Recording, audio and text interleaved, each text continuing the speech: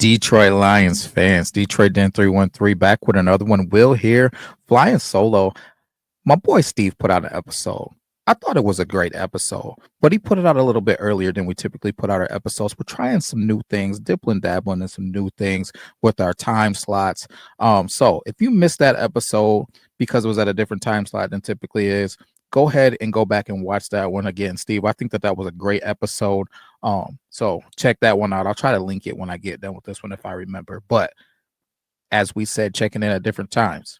We got a little Midnight Madness. We did Midnight Madness for a brief stint. We're gonna dip and dabble in that Midnight Madness tonight. We're gonna get some little something out there for those night shifters tonight. But before we do, if you're new here, hit that subscribe button.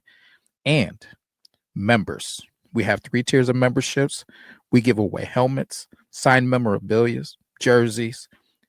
We got some game tickets potentially coming out, getting a little bit closer to the season starting, and gift cards, all types of stuff. So think about becoming a member. It is not required, but it is very, very appreciated and recommended. So that said, night shift, night crawlers, if you're catching it at nighttime, or if you catch it in the morning, so be it. I'm excited to talk about the Detroit Lions offense tonight. The Detroit Lions offense. And a little bit of somebody that I feel like is being overlooked. So obviously, the Detroit Lions are overpowered everywhere. Offensive line, I still love. Taylor Decker, veteran, not worried about him. Panay, definitely ain't worried about him. Christian Mahogany, I'm excited about him. I'm not worried about him. Then I think we're going to see an older veteran out there in Graham Glasgow, and then a young Tate Ratledge rolling around somewhere out there with a reserve and Miles Frazier. So I think that this offensive line is going to be just fine. Don't panic about those guys. Tight end, we're set. I think we got a top 3, top 5 tight end and Sam Laporta. Receivers, we got 2 animals. J-Mo, I think, is about to have a crazy season. Then we already know what we got in St. Brown, so I'm not worried there. Got that young guy and Isaac Tesla. Man, I am. Dominic Lovett is another one I'm excited for. Khalif Raymond. I could go on about this offense for days. Didn't even talk about the 2 running backs. Got my running backs here, right here with me. Got my boys right here with me, Sonic and Knuckles, David Montgomery and Jahmyr Gibbs. Offense is going to be overpowered. Steve says something. I believe in it.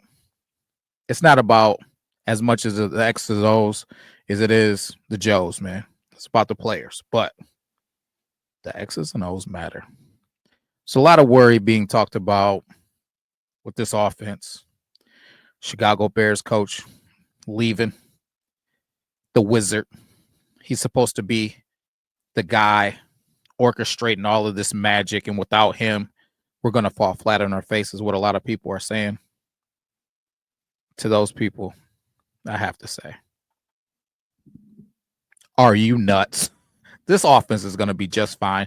And by just fine, I think they might be better than last year. They might be better than last year. That O-line is going to be younger, hungrier. And I think we got replacements for the guys who are a little bit older already on the team. When you're talking about maybe Graham Glasgow moving over to center, I think Tate could be our long-term answer at center.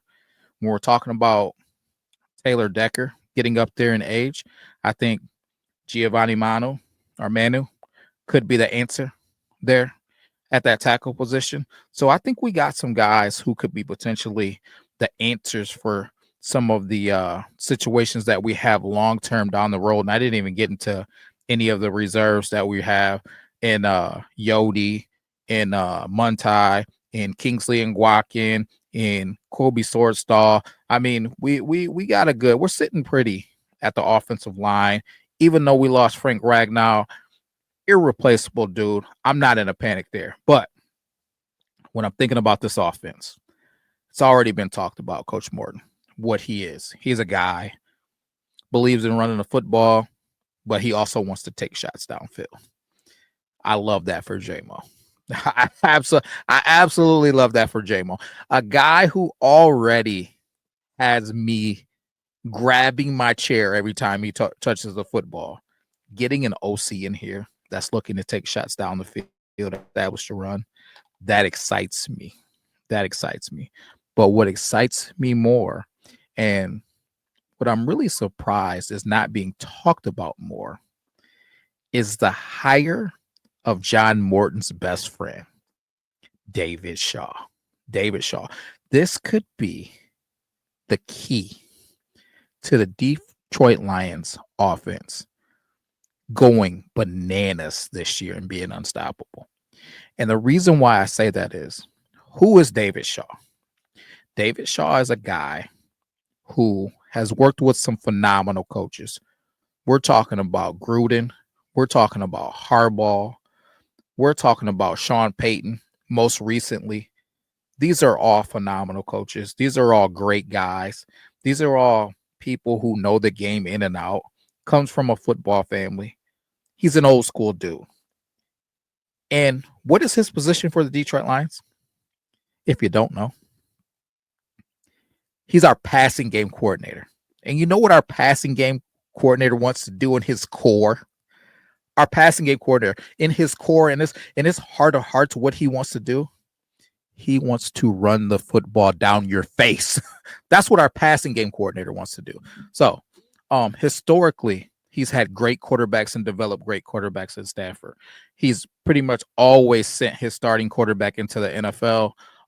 He developed the greatest graded quarterback, I believe, coming out of college, and Andrew Luck. It's just his time at Stanford was pretty much QBU, right? He's stated, and it's well known, at Stanford he ran an NFL style offense, right? So this is a dude who has always had aspirations of coming and being a coach in the NFL. It's just now the stars are aligning, getting him back there after spending a long time at Stanford. He wasn't even really entertaining NFL jobs, wasn't interviewing, wasn't playing games there, just taking care of business out there at Stanford. But what did he do at Stanford? He ran the ball. And he ran the ball 60% of the time. So I think it's going to be no more 3rd and 1s and we're motioning out to empty sets and doing trickery. No, 3rd and 1. It's going to be similar to Philadelphia. What's Philadelphia do? It's 3rd and 1. You're probably going to see a tush push. Deal with us. What are they doing there at the goal line? Probably going to see a tush push. Deal with us. Or they might just run the ball downhill. I think that's what you're going to see at the Detroit Lions. I think you're going to see a team that's going to show up and try to physically dominate you in the run game. And then what Coach Shaw is also known for is getting his quarterback in a rhythm, getting him some easy dink and dunk passes, getting him some screen plays, getting him some short yardage completions, getting him some choice routes to his tight ends and some little dink and dunk passes. He's known for that kind of I want to say tweaked. I don't know if that's the right word, tweaked West Coast, because it's not the old school West Coast, but it's like the new school West Coast offense a little bit, like a little variation of the West Coast. But he wants to run the football, and then he wants to take shots when it's time to take shots. That's who David Shaw is. And Coach Morton is a similar guy. He just does it a little bit different. So I think between these two dudes, this offense is going to be very efficient. It's going to be very I think it's going to here's the word I want to use, because Coach Gruden says this. He says he wants his offenses to be simply complicated, right? Simply complicated, or put it in better terms, they want to be able to make all of their simple stuff look exotic, but there's some simple basic things that they're trying to do. When you think about these coaches who come from the Gruden coaching tree, they all have an ability to be able to run their base stuff out of anything. They can motion into it. They can motion out of it. They can run it out of different formations, whether it's 12 or 11 personnel. They can run it out of everything, right? So the defense doesn't necessarily know what you're doing based off of your formation or based off of what you're doing, because you can make all of these simple things look exotic. And if you can make it look different, you can hold that defense for just an extra split second.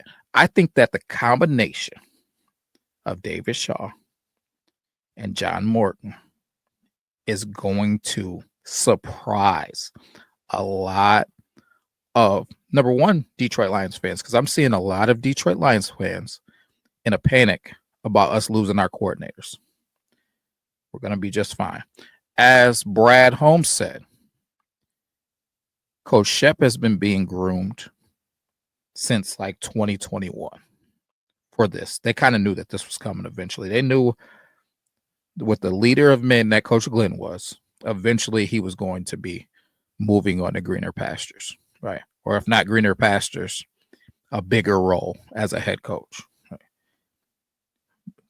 That the Chicago Bears coach was being sought after heavily. So the writing was on the wall. Eventually he was going to take a job. Right? So you kind of knew that that was coming. Coach Morton has been here before. He's got a great relationship with Coach Shaw. I don't think that this offense misses a beat. And I'll say it again, because some people think I'm crazy. I expect this offense to be better. I expect to have a better J-Mo. I expect Isaac Tesla to be better than Tim Patrick. I expect a healthy Sam Laporta to have a better year than he had last year, probably closer to his rookie season. Right? I expect these young linemen are going to be ready to play and ready to go, like Tate Ratledge. Eventually, Frazier, as we get into the season, ready to go. Christian Mahogany with a solid offseason. Expect him to be ready to go. Right. I expect this offense to be better than last year. I know we got a tough schedule. I know some people are a little bit worried about this offense, again, because of the coordinators, because of losing Frank Ragnow. I need you guys to somebody check me if I'm losing my mind and tell me why this offense isn't going to be better than last year, because, hey, our quarterback, he's coming back, right? And we know that he's one of the top 10 quarterbacks in the league, right? If not higher. Some people have him higher. I got him top 10 without a question, but yeah, you can make the case for him being higher in the conversation. Right? So I think the Detroit Lions are going to be just fine. I think they're going to be a force to be reckoned with. And I think a major key in that is going to be David Shaw. So guys, please, nighttime show, sneaking in here like a thief in the night, dropping you guys my feelings on this offense. Let me know if I'm off days. Let me know if I'm too excited, because I'm expecting this offense to compete to be the number one offense in the NFL, because there is not a weakness that I can find on this offense. If you send me out of offensive line week one, Graham Glasgow at center, Tate and Christian Mahogany at the guards, Panay at one tackle, and Taylor Decker. If you send me out Sam Laporta at tight end, you got me St. Brown and Jameson Williams at the receiver spots, right? David Montgomery or Jahmyr Gibbs in that backfield. Where's the weakness? Where's the problem? Because I don't see one. I don't see one at all. I don't see any reason why this Detroit Lions offense cannot be the number one offense in the NFL. Please leave it in the comments. Let me know how you're feeling. Let me know how you feel about Coach Shaw and with the combination of Coach Morton. And we'll be back with another episode tomorrow. Peace.